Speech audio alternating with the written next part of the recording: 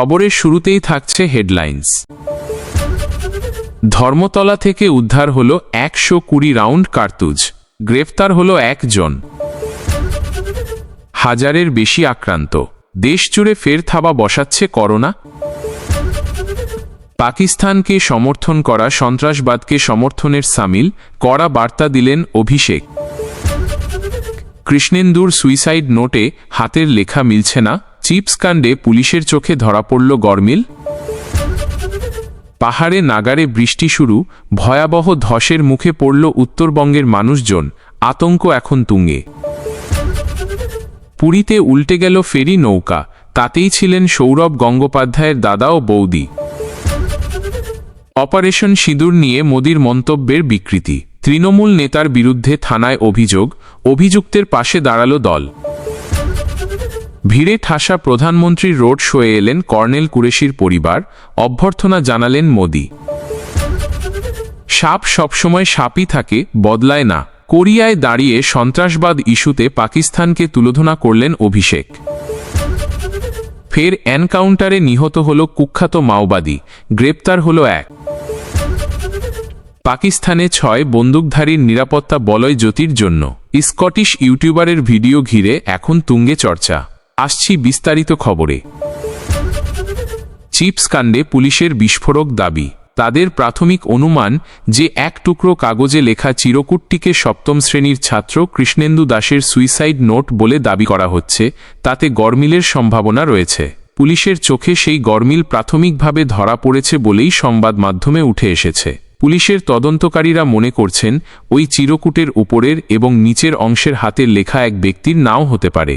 গত 18 মে অস্বাভাবিক মৃত্যু হয় পূর্ব মেদিনীপুর জেলার পাঁশকুড়ার বাসিন্দা কৃষ্ণেন্দু দাসের। তার পরিবারের দাবি, অপমানে আত্মঘাতী হয়েছে ওই কিশোর। ছাত্রের মা সুমিত্রা দাস জানিয়েছিলেন, তার ছেলে দোকানে চিপস কিনতে গিয়েছিল, কিন্তু দোকানদার সেই সময়ে দোকানে ছিলেন না। কৃষ্ণেন্দু তাকে বেশ কয়েকবার ডাকাডাকি করে, কিন্তু তাকে না পেয়ে দোকানের সামনে পড়ে থাকা একটি চিপসের প্যাকেট কুড়িয়ে নেয়। পরে সিসিটিভি ফুটেজেও তার প্রমাণ পাওয়া গিয়েছে। এরপর সে যখন বাড়ির পথে সাইকেল চালিয়ে ফিরছিল, অভিযোগ সেই সময়েই ওই দোকানের মালিক তথা সিভিক ভলান্টিয়ার শুভঙ্কর দীক্ষিত ছেলেটিকে প্রথমে মোটর বাইক নিয়ে তাড়া করেন। তারপর তাকে সকলের সামনে চোর অপবাদ দেন এবং কান ধরে ওঠবোস করান। এরপর কৃষ্ণেন্দুর মা সুমিত্রাকে সেখানে ডেকে পাঠানো হয়। সুমিত্রাও সকলের সামনেই ছেলেকে শাসন করেন, তারপর তাকে নিয়ে বাড়ি ফেরেন। দাবি করা হয়, এরপরই উপরোক্ত সুইসাইড নোটটি লিখে রেখে আত্মঘাতী হয় কৃষ্ণেন্দু। এই ঘটনায় ইতিমধ্যেই শুভঙ্কর দীক্ষিত, এমনকি তার পরিবারের সদস্যদের বিরুদ্ধেও থানায় এফআইআর দায়ের করেছেন সুমিত্রা। ছেলের মৃত্যুর জন্য তাদের সকলকে দায়ী করেছেন তিনি। তার সেই অভিযোগের ভিত্তিতেই ঘটনার তদন্ত শুরু করেছে পাঁশকুড়া থানার পুলিশ। কৃষ্ণেন্দুর বাড়িতে গিয়ে তার পরিবারের সদস্যদের কাছ থেকে সেই সুইসাইড নোটটি সংগ্রহ করেছেন তদন্তকারীরা। 1 টুকরো ওই সাদা কাগজের ওপরের অংশে পরপর 3টি লাইনে লেখা রয়েছে, কৃষ্ণেন্দু দাস, রোল 16 এবং শ্রেণী 7ম। অনুমান করা হচ্ছে চিরকুটের এই অংশে ব্যবহৃত পেনের নীল কালি নিচের অংশে ব্যবহার করা পেনের নীল কালির থেকে আলাদা, এবং উপরের অংশের লেখায় বানানের ভুলও রয়েছে। এমনকি কৃষ্ণেন্দুর নামের বানানো সঠিক নেই। এবার নিচের অংশে আসা যাক। সেখানে লেখা রয়েছে, মা, আমি বলে যাচ্ছি যে আমি কুরকুরাটি রাস্তার ধারে কুড়িয়ে পেয়েছিলাম, চুরি করিনি। পুলিশের প্রাথমিক অনুমান, চিরকুটের উপরের এবং নিচের অংশের হাতের লেখা এক ব্যক্তির নয়। তাদের এই লেখা নিয়েই সন্দেহ রয়েছে, তাই প্রয়োজন হলে হস্তরেখা বিশারদের সাহায্য নেওয়া হতে পারে। জাপানের পর দক্ষিণ কোরিয়া, ফের একবার পাক মদতপুষ্ট সন্ত্রাসবাদ নিয়ে সরব হলেন ডায়মন্ড হারবারের সাংসদ অভিষেক বন্দ্যোপাধ্যায়। বর্তমানে দক্ষিণ কোরিয়ায় রয়েছে জেডিইউ সাংসদ সঞ্জয় ঝায়ের নেতৃত্বাধীন সর্বদলীয় প্রতিনিধি দল, যার অন্যতম অংশ হলেন তৃণমূল নেতা। সেদেশে দাঁড়িয়েই পাকিস্তানের মুখোশ টেনে ছিঁড়লেন তিনি। গত শনিবার জাপানে দাঁড়িয়ে তৃণমূল সাংসদ বলেছিলেন, পহেলগাঁওয়ে নিরীহ পর্যটকদের ওপর হামলাকারী টিআরএফ আদতে লস্করের ছায়া সংগঠন, আর এদের মদত দেয় পাকিস্তান। তার কথায়, সন্ত্রাসবাদ যদি কোনো পাগলা কুকুর হয়ে থাকে, তাহলে পাকিস্তান তাদের হিংস্র মনিব। এবার দক্ষিণ কোরিয়ায় দাঁড়িয়ে 9/11, 26/11-এর মতো ঘটনাগুলি স্মরণ করিয়ে দিলেন অভিষেক। সেই সঙ্গেই বললেন, সাপ সাপই থাকে, কখনো বদলায় না। তৃণমূল সাংসদ এদিন স্পষ্ট বললেন, পাকিস্তানকে সমর্থন মানে সন্ত্রাসবাদী সংগঠনগুলিকে সমর্থন। গত 22শে এপ্রিল পহেলগাঁও হামলা কেবলমাত্র ভারতের জাতীয় নিরাপত্তা ইস্যুর মধ্যে সীমাবদ্ধ নেই, এটি এখন গোটা বিশ্বের ইস্যুতে পরিণত হয়েছে। সেই জন্য সবাইকে এই নিয়ে ভাবনাচিন্তা করতে হবে বলে দাবি করেন তিনি। অভিষেক এদিন নিউটনের তৃতীয় সূত্রের কথা মনে করিয়ে দিলেন। প্রত্যেক ক্রিয়ার সমান ও বিপরীত প্রতিক্রিয়া আছে স্মরণ করালেন তিনি। উদাহরণ টেনে ভারতীয় সেনার পাকিস্তানের জঙ্গি ঘাঁটিগুলিকে ধ্বংস করে দেওয়ার কথা বললেন। তৃণমূল নেতা এদিন ভারত ও পাকিস্তানের অর্থনীতির প্রসঙ্গও টেনে আনলেন। ডায়মন্ড হারবারের সাংসদ বললেন, এই দুই দেশের ইকোনমিক্সের দিকে তাকালে স্বর্গ ও নরকের দেখা পাবেন। উল্লেখ্য, পাক মদতপুষ্ট সন্ত্রাসবাদের চেহারা এবার গোটা বিশ্বের সামনে তুলে ধরতে উদ্যোগী হল ভারত। ইতিমধ্যেই সেই উদ্দেশ্যে একাধিক সর্বদলীয় প্রতিনিধি দল গড়ে তোলা হয়েছে। বিশ্বের নানান দেশে পৌঁছে গিয়েছে সেই টিম। সঞ্জয় ঝায়ের নেতৃত্বাধীন দলে অভিষেক ছাড়াও জল ব্রিটাস, হেমাঙ্গ যোশী, অপরাজিতা সারেঙ্গী প্রমুখরা রয়েছেন। জাপান, দক্ষিণ কোরিয়ার পর সিঙ্গাপুর, মালয়েশিয়া ও ইন্দোনেশিয়ায় যাবে এই সর্বদলীয় প্রতিনিধি দল। পাকিস্তানে ভিভিআইপি ট্রিটমেন্ট পেত গদ্দার ইউটিউবার জ্যোতি মালহোত্রা।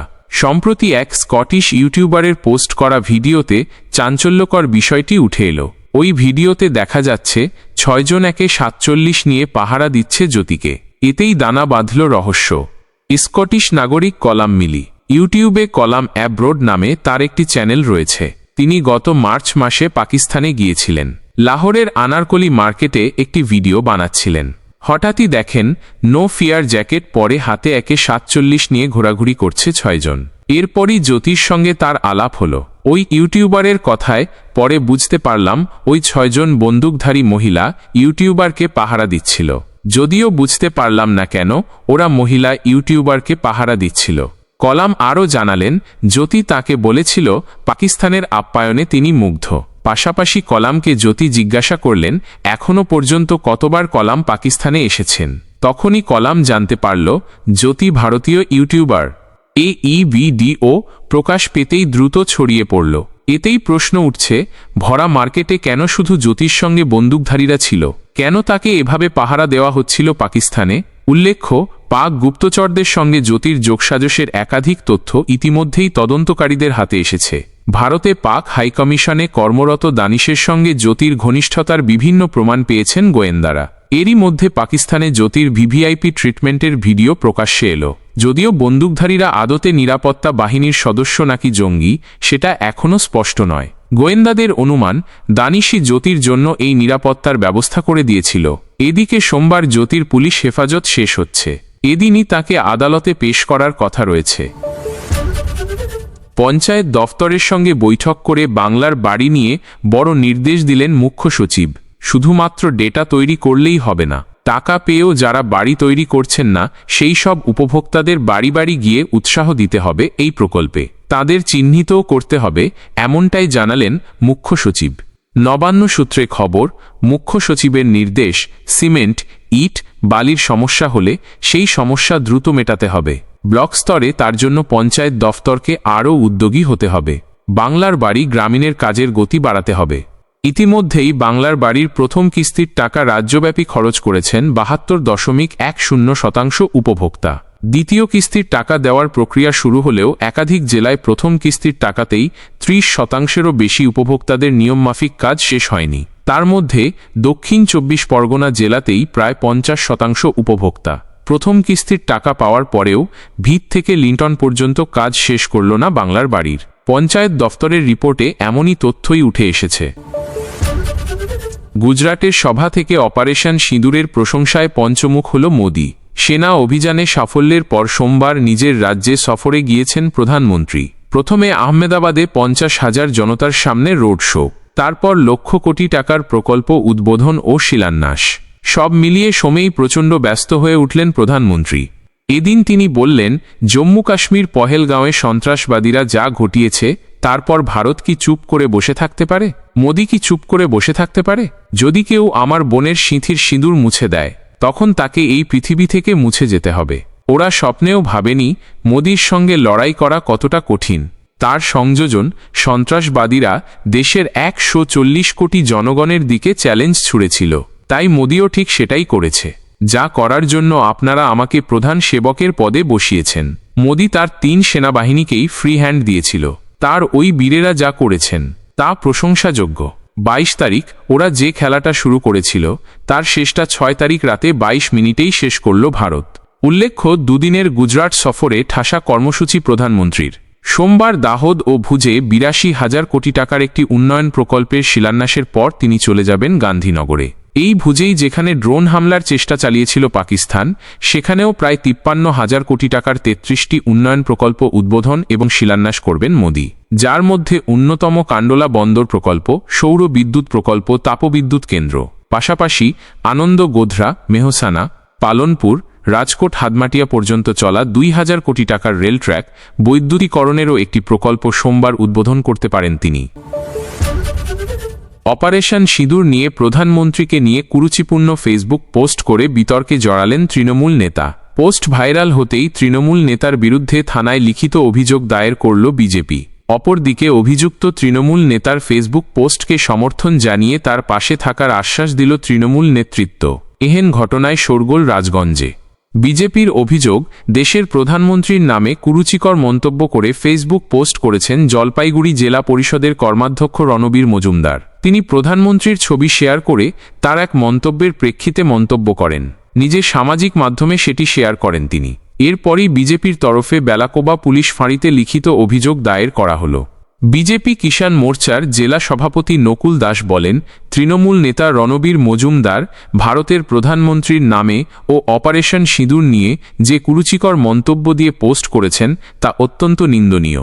সারা দেশ যখন অপারেশন সিঁদুর নিয়ে প্রধানমন্ত্রীর পাশে দাঁড়িয়েছে, সেই সময় উনি এই জাতীয় কটূক্তি করেছেন, যা অত্যন্ত নিন্দনীয়। এই সব মানুষকে পাকিস্তানে পাঠিয়ে দেওয়া উচিত। অপরদিকে অভিযুক্ত তৃণমূল নেতার পাশে দাঁড়িয়েছেন তৃণমূলের রাজগঞ্জ ব্লক সভাপতি অরিন্দম বন্দ্যোপাধ্যায়। তার বক্তব্য, বাক স্বাধীনতা সকলের আছে, বিজেপি তা মানতে চায় না। আমরা রণবীর মজুমদারের পাশে আছি। পুরীতে ছুটি কাটাতে গিয়ে ভয়ঙ্কর বিপদে পড়লেন সৌরভ গঙ্গোপাধ্যায়ের দাদা তথা সিএবি সভাপতি স্নেহাশিস গঙ্গোপাধ্যায় ও তাঁর স্ত্রী অর্পিতা। সংবাদ মাধ্যমে প্রকাশ, পুরীতে গিয়ে ফেরি নৌকায় উঠেছিলেন তাঁরা, কিন্তু সেই নৌকা উল্টে গেল। তবে বড় কোনো অঘটন ঘটল না বলেই শোনা যাচ্ছে।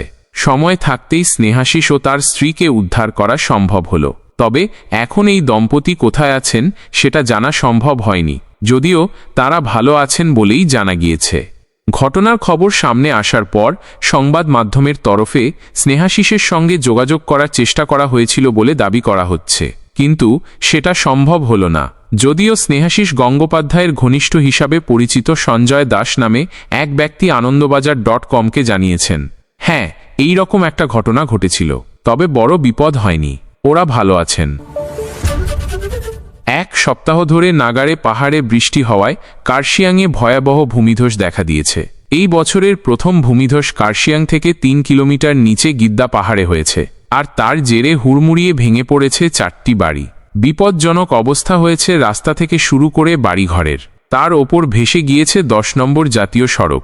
তবে পাহাড়ে সময়ের আগেই বর্ষার আগমন ঘটেছে, তাই প্রস্তুতি শুরু করেছে প্রশাসনও। এই বর্ষায় উত্তরবঙ্গের জেলাগুলিতে সেচ দফতরকে বাড়তি সতর্ক থাকার নির্দেশ দিয়েছেন মুখ্যমন্ত্রী মমতা বন্দ্যোপাধ্যায়। উত্তরবঙ্গের 4 জেলা জলপাইগুড়ি, আলিপুরদুয়ার, কোচবিহার এবং দার্জিলিংয়ের শিলিগুড়ি মহকুমার জন্য 12টি কুইক রেসপন্স টিম গড়েছে সেচ দফতর। এদিকে পাহাড়ে অতি বৃষ্টি এবং ভূমিধসের জেরে তৈরি রাস্তা অধিকাংশ বিপর্যস্ত, তাই যোগাযোগ ব্যবস্থা ভেঙে পড়ছে। 10 নম্বর জাতীয় সড়কের এই অংশ দিয়ে মূলত গয়াবাড়ি, তিনধারিয়ার পড়ুয়ারা কার্শিয়াংয়ে তাদের স্কুলে যাতায়াত করে থাকে, আর ভূমিধসের জেরে এখন সেখানে বন্ধ যান চলাচল। গত 10 দিন ধরে এই বৃষ্টি চলছে পাহাড়ে।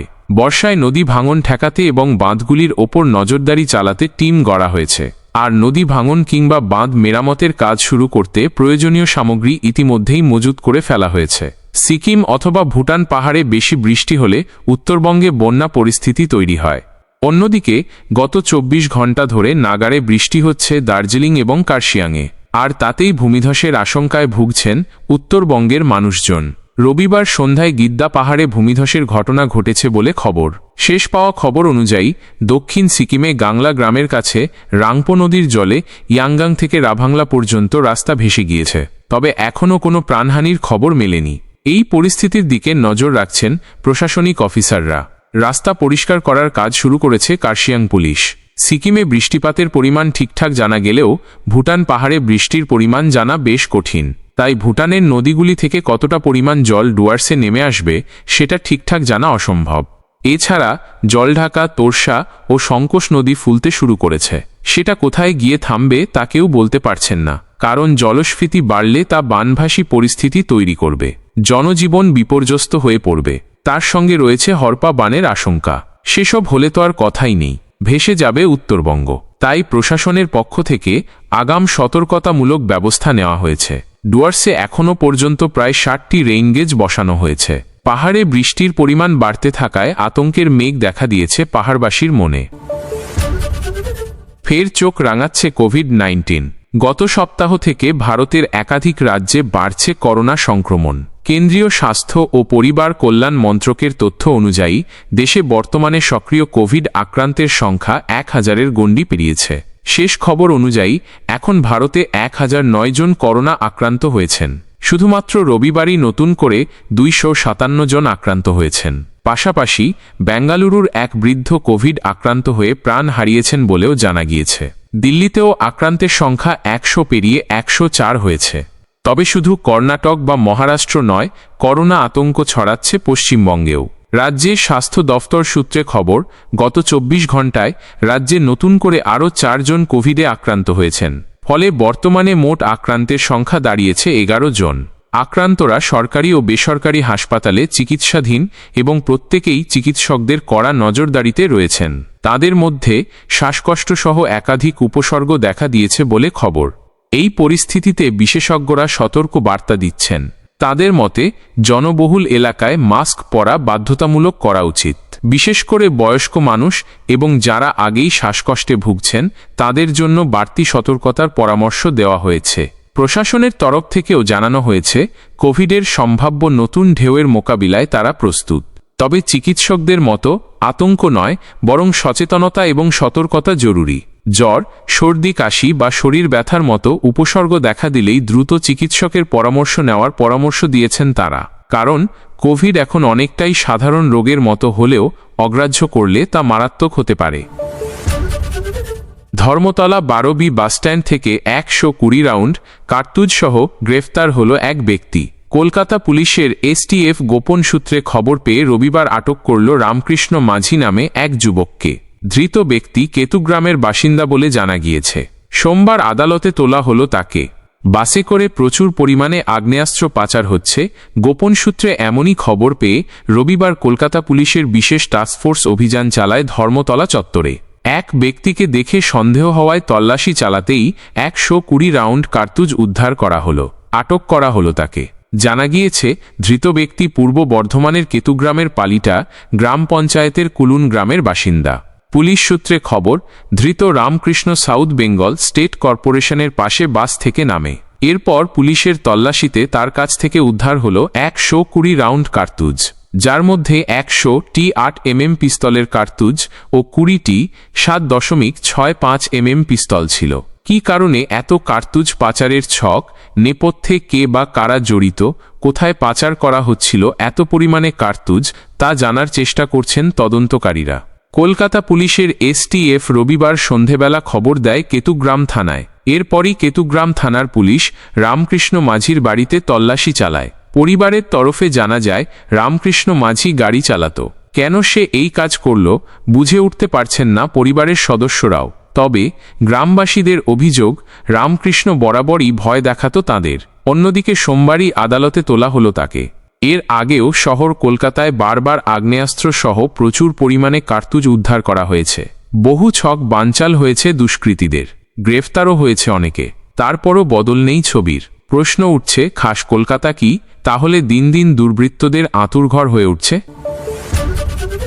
5 লক্ষ টাকা পুরস্কার ঘোষণা করা হয়েছিল। এবার সেই মাওবাদী নেতা মনীষ যাদব পুলিশি এনকাউন্টারে নিহত হল। রবিবার গভীর রাত থেকে সোমবার সকাল পর্যন্ত পুলিশ ও মাওবাদীদের মধ্যে সংঘর্ষে ওই মনীষ যাদব নিহত হয়েছে বলে খবর।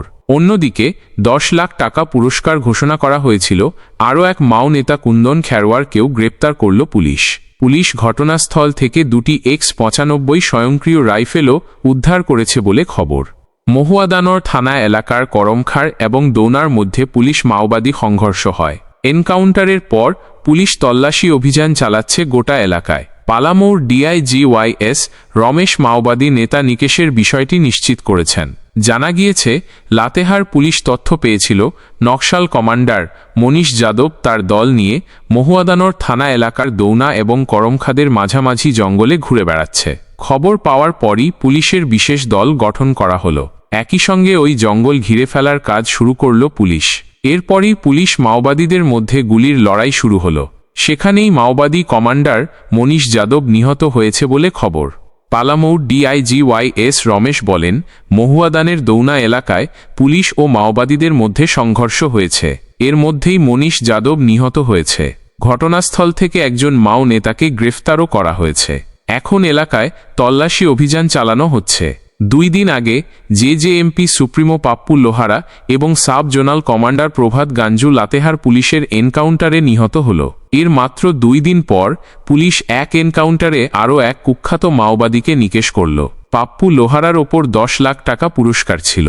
অন্যদিকে প্রভাতের নামে 5 লক্ষ টাকা পুরস্কার ছিল। জানা গিয়েছে, মনীষ যাদব ছিল বুড়হা পাহাড় বিহার অঞ্চলের মাওবাদীদের শেষ শীর্ষ কমান্ডার। মনীষ যাদব গত 1 দশক ধরে বুড়হা পাহাড়ে সক্রিয় ছিল। প্রথমে মাওবাদী স্কোয়াডে একজন সাধারণ ক্যাডার থেকে ধীরে ধীরে মাওবাদীদের সাব জোনাল কমান্ডার হয়ে উঠল মনীষ। মনীষের শ্বশুর বাড়িও সেই একই এলাকায়। ওর বিরুদ্ধে 50টিরও বেশি হামলার অভিযোগ রয়েছে। মনীষ বিহারের লাতেহার, পালামৌ, গারোয়া, চাতরা, গয়া এবং ঔরঙ্গাবাদে 50টিরও বেশি মাওবাদী হামলায় অভিযুক্ত। প্রথমে বিহার এলাকায়, পরে বুড়হা পাহাড় এলাকায় মাওবাদী স্কোয়াডের সদস্য হল। কাটিয়ায় এক CRPF জওয়ানের পেটে বোমা গুঁজে রাখা হয়েছিল। সেই ঘটনায় 13 জন জওয়ান শহীদ হয়েছিলেন।